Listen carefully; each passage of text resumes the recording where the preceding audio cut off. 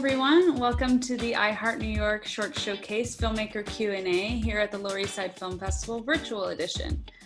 Today we've got some awesome filmmakers from this showcase here to talk about their films. They all happen to be documentary films about New York City. We've got the filmmakers from Eves and Variation, Corner Man, Cinema Rules Everything Around Me, and the Cantor's Last Cantata.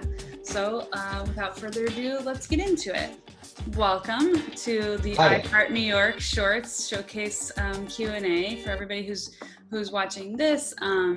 They've just watched your shorts program of all these really amazing shorts. They all happen to be documentary films about our lovely New York City. And yeah, hopefully they gave the viewers a little bit of nostalgia for New York. It's obviously a different New York right now, but I think all of your films individually remind us how great the city is, and hopefully someday we'll be back to that. And in the meantime, they were really, really fun to watch just because they give a lot of nostalgia and love for the city in different ways. So first, yeah, I just wanted to welcome Harvey Wang, and whose film, the Cantor's Last Cantata.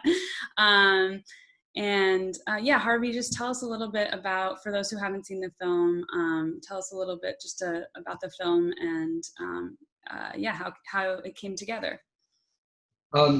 It's useful when you can describe the film in one sentence, but this one has been hard to do. The Cantor's Last Cantata is a 12-minute documentary that's based on an operetta that was written in 1940, which imagines there was a great rivalry between the Dodgers and the Yankees back then, and there was a operetta written that imagines that the Dodgers beat the Yankees in a World Series, but it turns out to be a dream. The whole borough of Brooklyn was just sleeping, and they wake up after the dream. It's a beautiful piece of music. Robert Merrill recorded it in 1948, but it's basically largely forgotten and obscure. But a Reform rabbi in Brooklyn fell in love with this piece of music and decided to mount it in her first year of being a cantor, and then in her last year before she retired. And so the film is both about the Brooklyn Dodgers, it's about nostalgia, and it's about the end of Cantor's career. And it features a chorus of very interesting Flatbush, Borough Park, synagogue members of all ages, but mainly some really great, beautiful people. And you know, in this day of social isolation, the film celebrates a choir getting together and singing. And I know you're not supposed to even sing together now because of the virus, but so the film was shot of the choir forming and working with the Cantor to do this performance, and it's a beautiful piece of music too. It really is, and I highly recommend watching your film. It was a delight. It's just really sweet and very moving, and seeing these people come together in this way. And like you said, a variety of different voices and personalities, really devoted to singing what seems like, from an outsider, a very bizarre piece of music. I'm not sure how it even came to be, but opera about the Brooklyn Dodgers, essentially. So yeah, I'm just curious, you know, what the process was of making that. You know, how did you, for every documentary, it's always an interesting story of how did you come to find that subject, and you know, what were the steps you took to make it into a film? Sure, but first I want to say that it was written in 1940 by George Kleinsinger, who was famous for writing a piece of music called Tubby the Tuba. A lot of people have heard of Tubby the Tuba, but nobody has heard of the Brooklyn Baseball Cantata. And the way the film came to be made was I met this Cantor, Suzanne Bernstein, and she played the music for me, and it really caught me. I don't know. I'm nostalgic for the 40s in some ways as a photographer and a documentarian. And so this music, I thought it was, you know, it's a strange subject, but it was really full of a lot of heart, basically, a lot of heart and a lot of hope. So when Suzanne said she was going to mount the performance, I quickly said, I'm going to film every rehearsal and I'm going to film the final performance. And then I decided as I went along to intercut it with her story of retiring and to intercut it with the voices of some of the people who went along on the journey. So there were a lot of sessions in a synagogue basement with boxes of Entenmann's and people who were not professionals learning how to sing this operetta. And it was a great time for me, and also just it's a simple story, you know.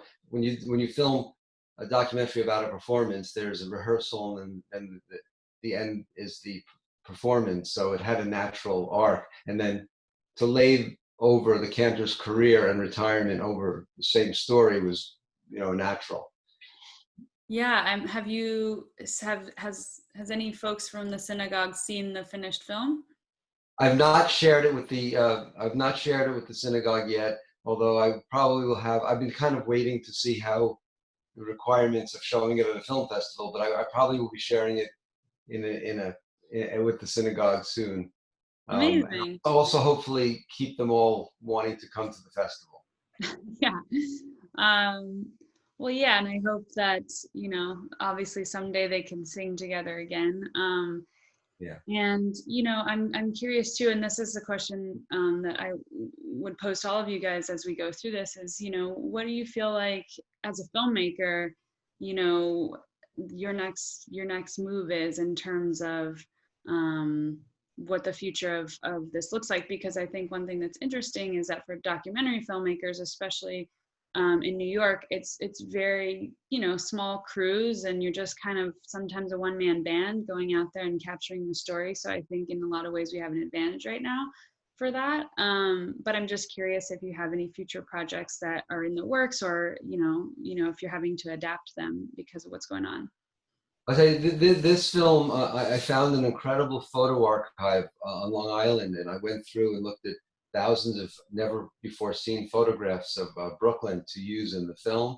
And my next project also involves using some archival stuff. So certainly in these times, you can work with archival material. And my next film relies on an interview I did in 1993 with Chief William Feehan, who was the highest ranking member of the FDNY to die on 9/11. So using that interview and archival footage, telling the story of his life. So my newest project won't involve that much additional shooting. That's smart. I mean, that sounds great, and we would be excited to see it when it's done. Yeah. Well, I don't, like I said, we have a lot of folks. I want to just be able to give everyone a chance to talk, but at the end we can also again go back and kind of talk to each other, because hopefully we're trying to hold on to a little bit of community here, the Lower East Side Film Festival. So yeah, I thank you so much, Harvey. And Yeah, thanks for having me. I will mute my self and stop the video, and I'll enjoy listening to everyone. okay, thank you. Bye-bye. Awesome. Let's talk next. I want to talk to Rachel. If you're there, Rachel. Hey. Hi, how's it going? Good. Thanks again for joining this morning. So Rachel, tell us a little bit about your film, Cinema Rules Everything Around Me. And for those who haven't seen it, just a little, log line kind of what they'd hope to see. Sure. It's like a 5-minute profile of cinephile Caroline Gollum, and we follow her to the movies. She goes to the movies almost every day, so we went and saw 3 movies in a week at the MoMA and the Quad and Anthology in New York. And it's just kind of like a love letter to independent movie theaters in New York City. It definitely is. And I like I said, some of these movies are really giving us a lot of nostalgia for, our city. And I think yours especially it's almost hard to watch now, because it's like you said, it's going to the movies, and this woman who goes incessantly all the time. It's like literally she describes it as her whole life. And she also describes cinema rules everything around me as an acronym, as CREAM. Yeah. Is that right? Yeah. Yeah. So it's CREAM. And sorry, I hope that wasn't giving anything away.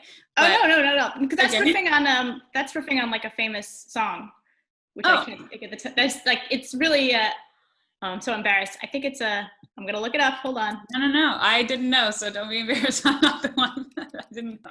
Wu-Tang. Yeah, thank you. It's Wu-Tang. Yeah, it's like cash rules everything around me, and she's just riffing on it. Right. Yeah. Okay.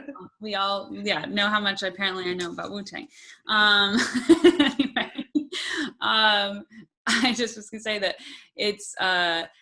it's definitely like very, very heartwarming, and makes me really, really miss going to the movies. And a lot of the theaters featured in the film, like especially Anthology, that's definitely been a home for us for the Lower East Side Film Festival. We've had a lot of great screenings there and stuff like that. So yeah, I'm just, I'm curious if you've been in touch with her at all, or even for yourself too, what's the feeling of, what do we feel like is the future of movie going? I think she hits on a lot that every so often there's some critic who accuses the movie industry of dying and that movie theaters are going by the wayside, and that's never going to happen for New York. So I'm just curious what your thoughts are on that. I mean, I'm still optimistic. I know it's going to be a while till we're back in a big group, sitting in a dark room together, not talking to each other. But I think eventually will happen, because it's just one of the reasons people move to New York is because we have every kind of art here, and cinema is an art, and we have all these independent movie theaters where you can see any kind of movie any day of the week. And I think the city would be loath to lose that. I think it's going to come back. Definitely. And what about for Caroline in the movie? Like, how is she feeling with everything? Yeah, I mean, Caroline is a cinephile. She loves going to the movies. She's also a filmmaker and a writer. She's a critic. She's like very involved in this movie culture. She programs for the Little Theater in Spectacle. And so I think, I've talked to her a little bit. She's like, everybody's bummed about not being able to see movies, but there's interesting online screenings. There's stuff you can stream that you probably couldn't do in a theater. I think she was involved in where the Spectacle did every episode of The Simpsons condensed into 75 minutes. It's like stuff that I would not sit through in a theater, but I really enjoyed at home on the couch. So people are adapting, and it's working out. And I think that there's hope that eventually we'll get back to normal. And what about you in terms of future projects? Are there things that you had in the works that have to be on pause, or are there things that you're going forward with in a different way? Or yeah, I mostly make comedies. This is my only documentary I've ever made, and I just really I had met Caroline at the movies, like casually through some friends, and I noticed, like, I'm not really a cinephile, but I go see interesting stuff, and I noticed that every time I went to a cool repertory screening or a revival of something interesting, I saw the same faces there, and they all kind of know each other. There's like this society of cinephiles, and so I wanted to interview her because she's such a character. She's like dressed so great, and she's so gorgeous. So I begged a friend, Joanna, to help me shoot a couple interviews, and then we went to the movies together. So really what I make is weird comedies. I made a movie called Snowy Bing Bongs, which is available to view on the internet, and I'm also working on a feature. Hopefully, as soon as you're allowed to shoot movies again, I'll be making that next year. Amazing. That's awesome. Yeah, we know Joanna. She's a longtime alum of the festival. Yeah. Yeah, I think well, your optimism is encouraging that we'll be back someday. There might be a few less seats, maybe. I don't know how that's gonna work. We'll figure it out. Yeah, also, what made you has there been a reaction with the film, like from Caroline, from other people? Are there other characters that you hope to tell stories like this in documentaries, or is it more focused on the comedy?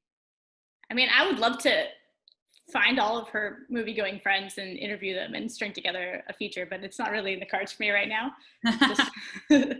But yeah,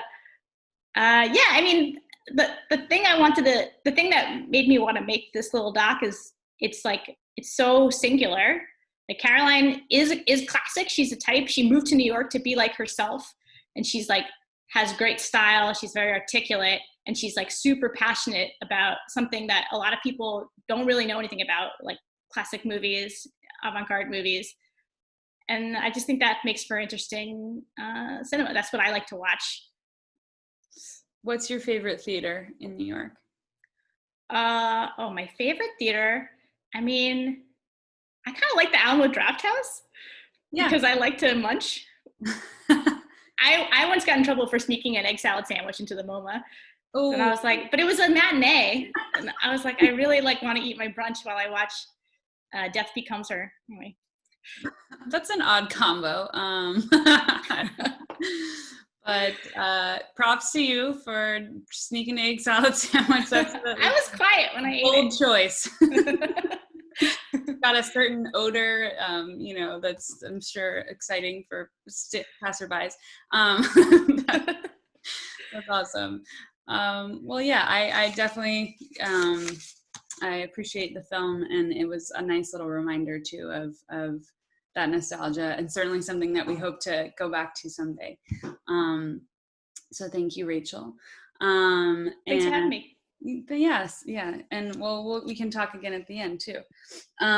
So next, I just want to bring up, let's see, who's next?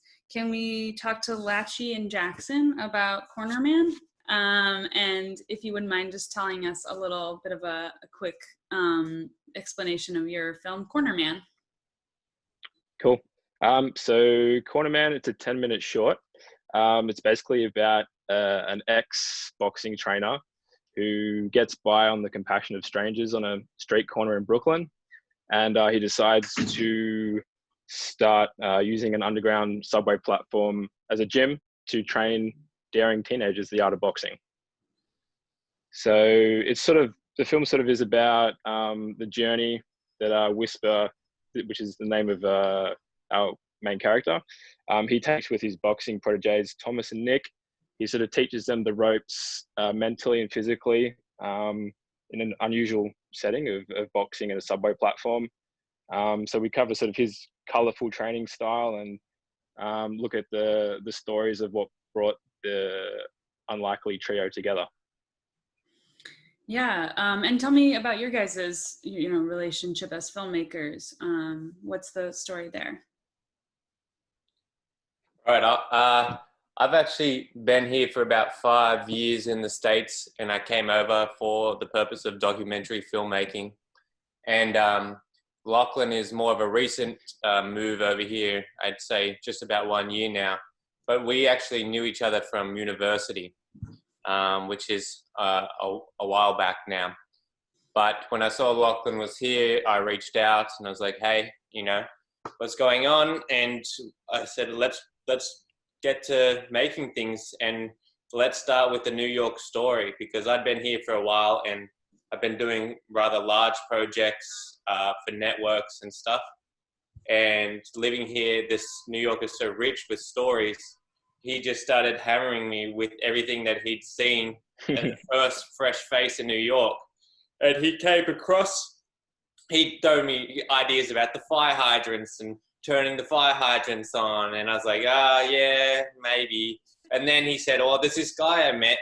And I met him on the corner, super nice bloke. And then I found out that one day I'm getting off the train and I see him training two young kids on the subway platform. I was like, oh, that sounds like magical in a way, So let's investigate. And he had kind of a relationship with Mike, and we kind of went from there. Wow. Yeah. I mean, so just for folks who haven't seen, it's literally which train specifically is on the platform that he was on? It's the L train in at Halsey Street, okay. Which is sort of deep in Brooklyn. So you're getting off the train, and here's a guy training a kid how to box in the middle of everything, and that sounds like a very far off thought right now. I don't know the last time anyone's taken the subway, but anyway. Yeah, absolutely. I mean, I'm curious how you started that relationship with him, and in terms of like gaining his trust and allowing him allowing you guys to film, and how did that process work? Yeah, well, I used to live in Ridgewood, just around the corner from Halsey Street. So that's the that's the spot where Mike, or Whisper, as he's known as, he often frequents that spot. He's sitting at the front of the deli there, just sort of asking for change, and he's just generally known in the neighborhood. He's a super nice guy, right? Yeah, people like chatting to him. He's just sort of always there. He's a friendly presence. And I know people often say that they feel safer with him sitting around, because often there's just nobody on the street at night. So my girlfriend actually had a friend visiting from Australia, and one night she was out, and she was looking for a lighter for a cigarette, and just happened to ask Whisper. So he gave her a light, and she called me over, and we just started having a chat. And I just started talking to Whisper and discovered what he was doing. He told me a bit about his story, and so I just asked him, hey, would you mind if I started documenting what you were doing? So I started off doing some photography, covering his training sessions with Thomas and Nick. So yeah, it's sort of from there, I used to go down there most nights of the week and just sort of capture them training, sort of chatting with them, getting to know who they were. So we sort of built up a level of trust through that. And yeah, that sort of then developed into more of the bigger story of doing the documentary, and they were on board with it. So yeah, I think that's why actually the photography had a bit of a presence throughout the film, is that this is actually how the relationship sort of started out. Yeah, I mean, it's beautifully shot, and I'm curious too. Throughout the filmmaking, was he wondering, where's this going to end up, or has he seen it? What's his impression of the film? Whisper, I mean. Yeah, Whisper. He's seen it. He loves it. He shows people on his phone when his phone is working. So he was absolutely stoked to find out that it got into the film festival as well. So it was all credit to Whisper for the film, really, for letting us document his journey and be a part of it. But yeah, I would say, I think part of Whisper's ingenuity is that they took to the subway as a New York hustle style of advertising, free advertising. They wanted to use the public space to kind of get people to know, hey, this is happening. Whisper's a trainer. They don't have a gym, but that was their ultimate goal. Their ultimate goal and their dream was to grow their organic, sessions. And there was more and more people interested every time they stepped off the subway, and they saw it night after night and multiple times for months. People were asking, and their mothers were saying, oh, my boy would probably like to do this and stuff. And so their dream pre-COVID, pre-coronavirus, was to try to find a space. And now in this time it kind of settles, and I was reflecting on it and thinking, they almost represent so many people for 2020, looking ahead for the year, as we all do. What are our little dreams and passions, and what are we working towards? It kind of, that was where they were headed, but everything's kind of stalled for them now. Have you been in touch with them since everything happened? In terms of I'm still fairly regularly in touch with Mike. Speak probably at least once a week or two. So I know he certainly took a hit from the pandemic happening, because he would, as someone who he actually he has a past and spent quite a bit of time behind bars, and as someone who's re-entered society, he doesn't have a lot of support, so he relies on the compassion of people to help him get by. So understandably, when the pandemic hit, there was no one really frequenting his area, so he's not there anymore. So yeah, I know he's certainly struggling from it, and he's looking forward to getting back into the swing of it when it does open up again. Well, he does mention in the film, there's a part where he, and I hope this doesn't really give anything away, he's just happens to be in the hospital in this one part and mentions that he'd still like to train people even if he has to be in the hospital. Is he still, willing to do, I mean, what does that look like now? Like, is there a weird version where he's trying to continue training via something like this? Or, I mean, it sounds like a far shot, but I'm just curious if he still has the passion to really instill confidence in those guys. Yeah, I'm not entirely sure if he's doing virtual Zoom boxing lessons, but that's a very good question. I know he's very close with Thomas and Nick. They really look up to him as a bit of a father figure. And so they're always very tightly knit and in touch. So any issues that they have or things they're trying to work out, Whispers, he's always there, in their corner, so to speak. So yeah, I'm sure they're in touch, but his story is one that I think trying to go somewhere with it, and we're always sort of open and looking to follow him and see what he's doing. So we're keeping an eye on how things are going there. Yeah, and are, like I posed to the other folks here, is there projects that you guys have coming up that you're working on, or how are you navigating trying to still, shoot stuff, or are you not shooting stuff, or, what does that look like? Yeah, Jack, you want to go? We discussed it for a while and made the decision that we have been operating, Lachlan and I. We had both been locked down pretty strictly, and we luckily have a camera to operate, and the two of us can cover a lot of the ground just between the two of us. So we've been looking into re-entry amid the pandemic, with a lot of the news and the information about prisons and the situation around prisons and jails and coronavirus, and the system of neglect and what people are being subjected to. We thought that the story was one that was important enough to kind of get out there and tell. So as we were trying to gauge whether or not we should risk filming and jeopardize, our partners and our subjects as well, we thought it's one that we can't really wait to tell, and that we have been following as many guidelines as possible about the safety and the practices.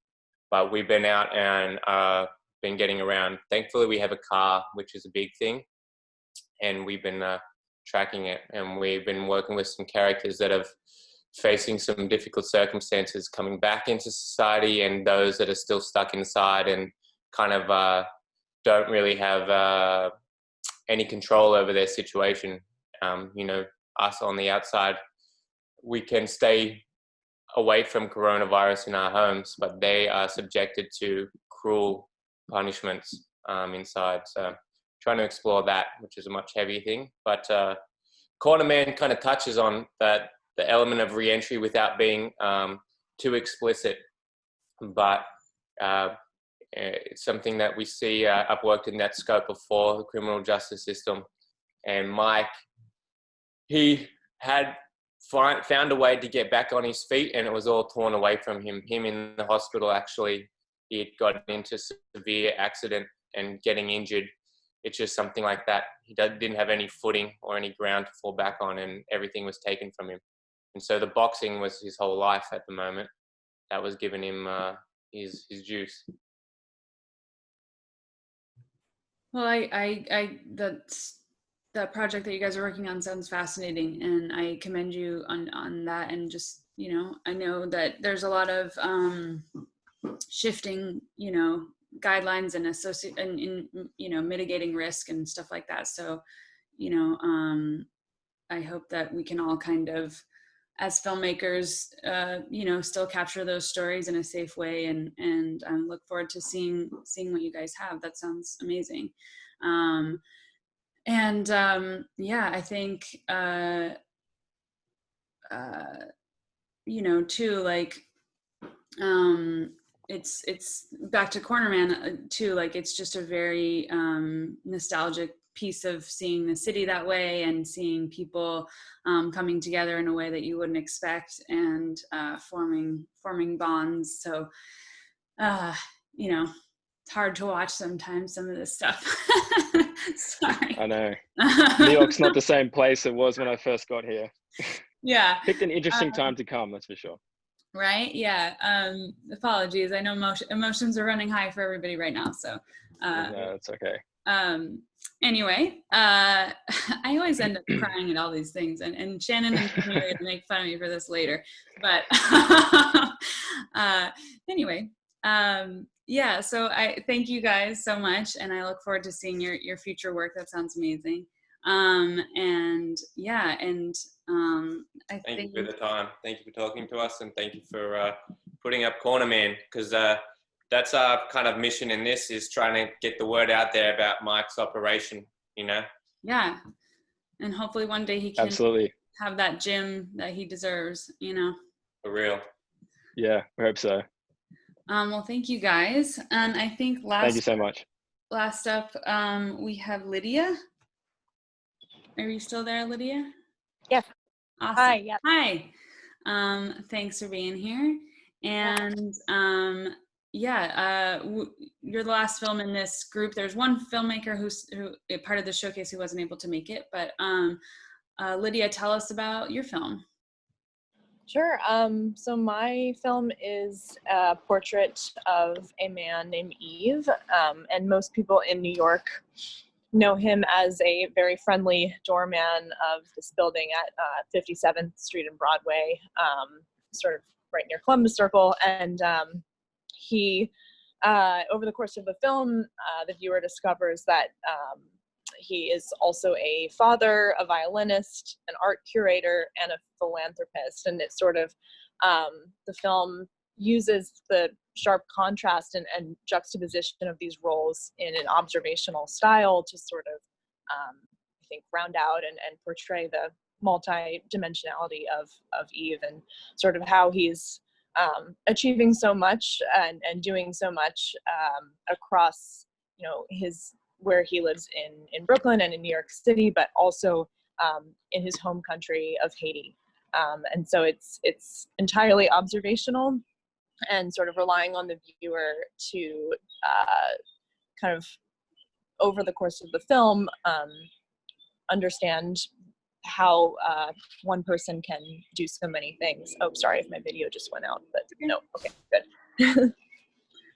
Yeah, it's a beautiful film. Again, it's beautifully shot as well, and I think that it's a really interesting portrait that kind of engages the viewer to think about the sort of untold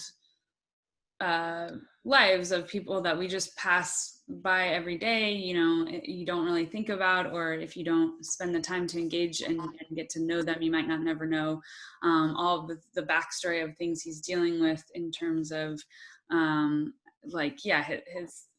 his music, and also would you say he's like an art dealer, or what's his association with the art community?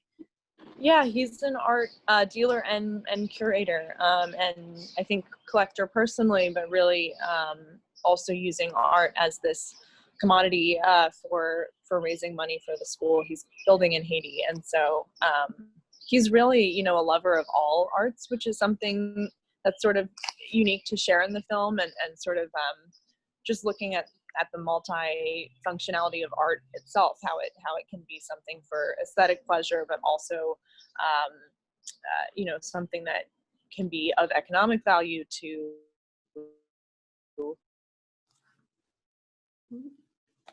I may have lost you for a second there, Lydia. Oh. Sort of also interested in people view of that on that angle of the film. Yeah, I think I lost you for just a second there, but I think I got what you were saying. Yeah, I think also, so like the question I posed to everyone here too, how did you go about finding him as a subject, and, you know, how did you gain the trust to be able to capture his story? Yeah, so I actually 2 years ago sat next to him on the subway, and him and his daughter, and we started chatting through his daughter's actually friendliness and curiosity, and we started talking about actually our mutual love of the violin. I'm also a violinist, and we both studied classical violin, and I've always sort of been interested in people who have different careers, like myself, like Eve, but are still passionate about playing music and finding ways to integrate that into their lives. So we connected over that, and then I realized that it was just that violin for Eve was really just one of the many parts of his world, and so I think, so once I learned about everything else he was doing, I was sort of curious in how it all weaved together, and how it could sort of, the process of reveal is sort of similar to what I experienced. I was trying to, say, wait, you're a violinist, but also this and that and that, and sort of that's almost what I'm hoping to achieve in the film. And you end up actually following him into Haiti to kind of to capture the school, and tell us about that experience. Yeah, I mean, that was an amazing experience, because I felt like it in many ways was this meeting of our trust between me and Eve. So often the filmmaker has this inherent power in some ways over the subject, and sort of dictating what the shot is and where we're shooting and what's happening. Even in an observational documentary, there's still sort of this this way that the filmmaker has that control. But when we went to Haiti, I really was just along for the ride and documenting as much as possible. Eve is very connected there, and really in some ways was in charge of what we were filming. Like, we had come up with we'd come up with ideas and things that I wanted to show to connect back to different scenes in New York. But it was sort of amazing to just be in the back seat and film as much as possible, and sort of let him show me what he wanted to show about his own life. So I felt like it was this sort of balance for the storytelling that was really needed. Yeah. And in terms of the film, has he seen the film? Has he had a reaction? How does he feel about it? Yeah, he definitely, I think he really appreciates having the film as something to not only chronicle his life, but also helps him get exposure as an art dealer and as a philanthropist for Haiti. And so ironically, the film festival crowd and art dealer demographic are not that far off. And so he can often use, back when screenings were in person, he can often use screenings as a place to sell art, which I think is amazing. We're sort of being able to use these things as exposure for both of us. So it's really worked out quite well. And yeah, it's a shame that we can't be at LES in person, but I know he's really thrilled that we're included. So thanks. Yeah. Well, we're excited to have the film on board. And are you, like I said to everyone else, are there projects that you're pursuing, or how are you navigating the future in terms of filmmaking? Yeah, I actually just finished up a short about teachers in quarantine. My parents are both music teachers, and sort of at the start of all this, we're lamenting over how it's so impossible to teach music over Zoom. And I sort of became interested in the hardships and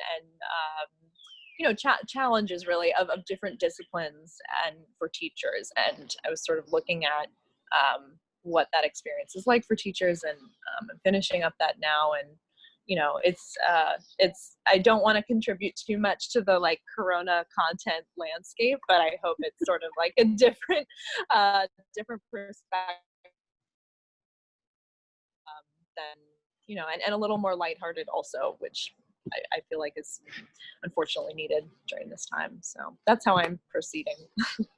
Yeah, isn't that strange? We're gonna have a you know, in the future, people will look back and see all these Corona quarantine content films that came out, because I think people also want to make something. You don't want to be feeling all these things and experiencing how the world is changing. And as a documentary filmmaker, like you want to capture that.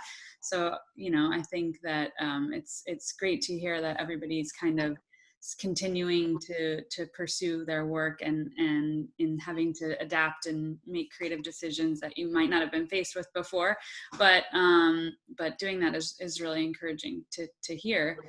And yeah, I mean, I you know, like I said, I don't want to take up too much more of your time, but if you guys want to turn back your camera on, or if you have to go on to something else, no hard feelings. But if you guys have any questions for each other or for us, or, you know, this is a time to just meet each other virtually. And in the normal world and at the festival, this is the time when we'd head back to the free booze and we'd all hang out, and, you know, and get to know each other. So, you know, also I just want to thank you all guys for being a part of this. And like I said, this is our first one.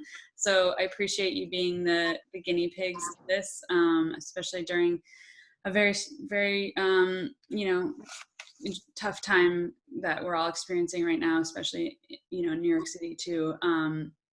But yeah, you know, if you have a question and if you want to raise your hand, you can. Also, Shannon or Madison, if you guys have anything that you wanted to ask, feel free. But no pressure also. Anybody? No? Yes? That's okay. Well, I won't put it out there for too long. For Harvey, I would love to see. What were you gonna say? Oh, I was just gonna say, just to Harvey, I would love to see his film. I come from a family of opera singers, and I'm always interested in, obscure operatic topics. So I'd love to see it. Good. Thank you. And I fascinated by meeting Eve. Thanks. Well, awesome. I think also, just so you guys know, all the films obviously will be part of your showcase, and you'll have access to that showcase once it goes live. And so you can watch all the films, and, you know, we can share everyone's info too, if you want to reach out after this at all, or, you know, connect in any way. And yeah, and I really appreciate you guys taking the time to chat and, you know, have some little bit of semblance of what things used to be like for the Lower East Side Film Festival. And we have a lot of really great other showcases too. There's a ton of other stuff. There's some really great features. We're going to be doing an I Heart New York trivia night. And that will be hosted by the lovely Shannon Walker, having some fun, all things about New York and about some of the films that have passed through the festival and stuff like that.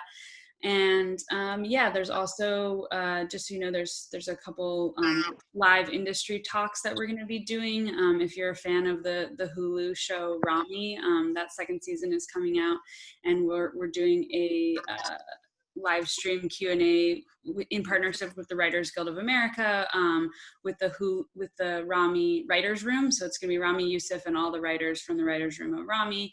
That's going to be available for free if anyone's interested in that. And then also we're going to be doing a conversation with the filmmaker Rebecca Miller, in conversation with Shayna Feinberg, who's a filmmaker in the festival this year, and she's an alum too. So yeah, just look out for, we'll send you guys updates of all the schedule and stuff like that, and we'll be announcing all that stuff really soon. So thank you guys so much, and I hope that yeah, you continue making great work and keep us in mind for future projects. And yeah, thank you so much for just being a part of the festival and providing us with amazing films that remind us how great New York is, and yeah, we're excited to share that with our audience. Well, good luck, and thanks for keeping it going, and especially this year. Totally. Nice. Yeah, thanks for doing this. Thank you guys. Thanks, Roxy. Yeah, you're welcome. Really appreciate it. Me too. Thanks, you guys.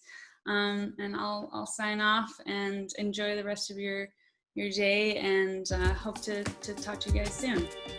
Great. Take care. Bye. Bye. Bye. See you later.